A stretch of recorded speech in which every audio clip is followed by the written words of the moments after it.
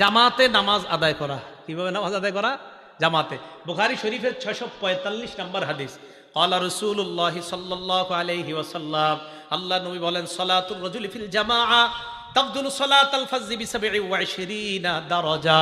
নবীজি বলেন, জামাতের সাথে নামাজ আদায় করা, একাকী এক ব্যক্তি নামাজ আদায় করলো, আমি একা নামাজ পড়লাম, উনি জামাতের সাথে নামাজ আদায় করলো, আল্লাহ নবী বলেন, যে ব্যক্তি জামাতে পড়লো তার আমল নামায় আল্লাহ 27 গুণ বেশি সওয়াব দিয়ে দেয়।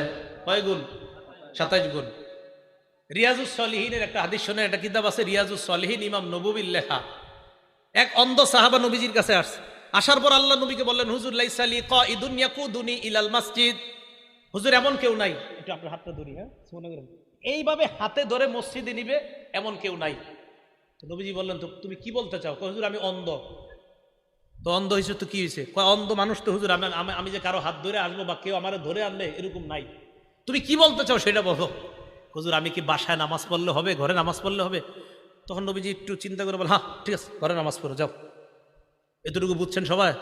অন্ধ সাহাবা, মসজিদে আসার মতো কেউ নাই, নবীজি বললেন হ্যাঁ ঘরে নামাজ পড়ো। হাদিস কিন্তু শেষ হয় নাই, একটু শুই না, কেউ দৌড় দেন না, পুরাটা শোনেন। ফালাম্মা ওয়াল্লাহ, অন্ধ সাহাবা যখন বাড়ির দিকে রওনা করছে, দাহু, নবীজি ডাকছে, শোনো শোনো শোনো, হাল তাসমাউন নিদা, তুমি কি বাসায় যখন থাকো আজানের আওয়াজ শোনো? জি হুজুর আজান তো শুনি। নবীজি বললেন, ফাজিব, তাহলে নামাজে আসো। তাহলে কোথায় আসো? এখানে আপনারা যে কয়জন অন্ধ আছেন, তাহলে কি বোঝা যায়?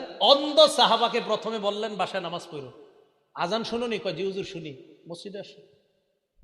এখন তো মাশাআল্লাহ মাইকের আওয়াজ মুখের চেয়ে আরো কম যায় না বেশি যায়? তো কি পরিমাণ নামাজে আসা উচিত।